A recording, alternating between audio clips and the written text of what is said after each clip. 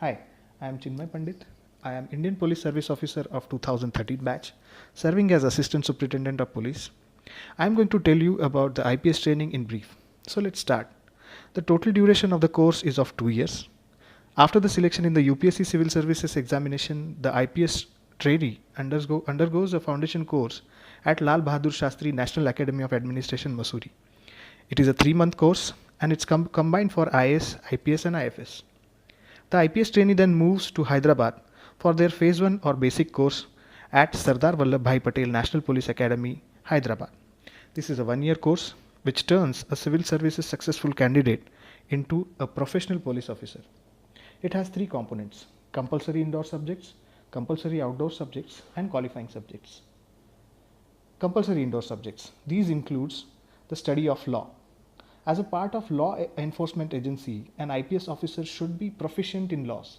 So the curriculum involves study of Criminal Procedure Code 1973, Indian Penal Code 1860, Indian Evidence Act 1872, and some relevant special laws. Next is investigation. Investigation is the bread and butter of a police officer.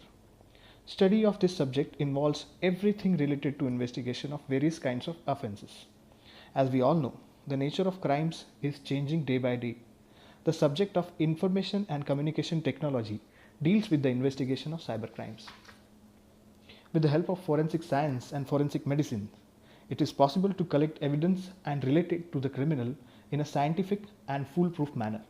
So these subjects form a part of the training.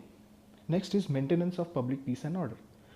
With crime investigation, maintaining law and order is another important function of a police officer. This subject deals with how to handle large crowds, use of various mob control techniques through theory, demonstrations and drills. Other important indoor subjects include crime prevention and criminology, internal security, police leadership and management, ethics and human rights, police in modern India. Now let's proceed to the compulsory outdoor subjects. An IPS officer should not only be mentally fit but also physically fit. So rigorous physical fitness training is imparted during the training. Don't worry, this training is a gradual process. A normal day at NPS starts at 6 am in the morning with 2 hours of rigorous outdoor training, which includes daily physical training parades, that is PT parades, yoga classes, running, athletics, gymnasium, etc. There are regular cross-country runs. These starts from 5 kilometers and the last qualifying cross-country is of 16 kilometers. That has to be covered in a stipulated time. A police force is known for its discipline and coordination. What better way to instill these qualities in young officers than to have regular drill classes and parades? At the end of the course, there is a passing out parade. The overall best officer training gets a chance to command that parade, which is considered to be very prestigious.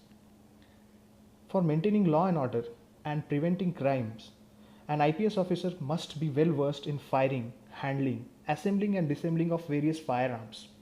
During the course of training, the IPS trainee gets to fire revolver, 9mm pistol, Glock pistol, MP5, carbine, 303 rifle, SLR, INSAS, AK-47, light machine gun, and is exposed to other state-of-art weapons.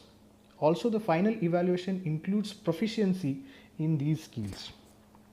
Assault training. In order to prepare an IPS officer to work in difficult environments like insurgency affected areas, left-wing extremism affected areas, where the terrain is very difficult to negotiate, assault training is imparted to them. This includes crossing of series of obstacles with a weapon and full load. Next is swimming. This is a basic skill. Everyone should know how to swim. So regular swimming classes are a part of the course. Next is horse riding. There is an old saying that if you can control a horse, you can control a district. However, I am yet to experience the truth of it. But I can guarantee that it is a very exciting and fun experience. Of course, not if you fall from a horse. Even though you have weapons, you may not be able to use it all the time. It is better to be equipped with some unarmed combat skills. Not of the level of the Bruce Lee or Jackie Chan, but be able to defend yourself with bare hands when attacked. Next is the subject of fieldcraft and tactics. This involves map reading, navigation with or without GPS, handling and basic knowledge of explosives, planning and execution of jungle and urban operations. Then there are route marches where you have to walk tactically with weapons and full load. It starts from 7 kilometers and the last qualifying is 41 kilometers at within stipulated time. During the course of the training, IPS officer trainees are attached to various security agencies of the government to have basic knowledge about their working. These includes attachment with the various central armed police forces like ITBP, BSF, CRPF, attachment with the army, attachment with the Greyhounds, the anti-left-wing extremism force of Andhra Pradesh Police, attachment with the Intelligence Bureau, RAW, the Central Bureau of Investigation.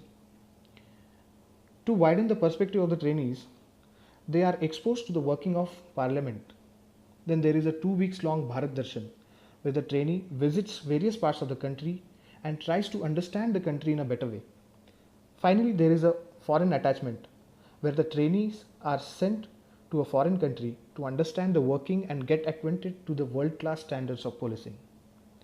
After passing out from the academy, the trainees are sent to their respective cadres for a 6-month-long district practical training, where they are attached to a district and are supposed to learn about various facets of district policing. This includes a 3 months independent charge as a station house officer, that is SHO of a police station. During this period, they are also supposed to investigate 6 serious offences. After completion of this, the trainee comes back again to the Sardar Vallabhbhai Patel National Police Academy for a phase 2 of the training. This is a time where the trainees from all over the country come together again and share their experiences and best practices and part for their independent careers as assistant superintendents of police. So friends, this was all about the training of IPS officers.